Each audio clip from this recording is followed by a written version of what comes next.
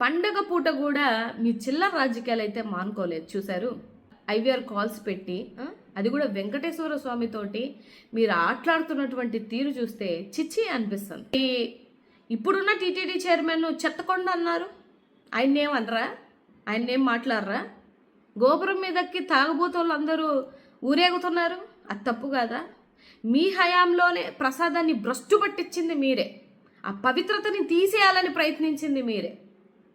అక్కడ ఎంతమంది చనిపోతున్నారు, గోవులు ఎన్ని చనిపోయాయి, ఎంతమంది తాగుతున్నారు, ఎంతమంది విచ్చలవిడిగా అక్కడ బిహేవ్ చేస్తున్నారు, ఎంతమంది చికెన్ బిర్యానీలు పైకి ఎలాగొచ్చేస్తున్నాయి, ఇవన్నీ అడిగితే వీటికి సమాధానం లేదు. కానీ ఇంకా జగన్మోహన్ రెడ్డి గారిని బ్యాట్ చేసేద్దాం, వెంకటేశ్వర స్వామిని బ్యాట్ చేసేస్తుంది ఎవరని రాష్ట్రంలో తెలీదా?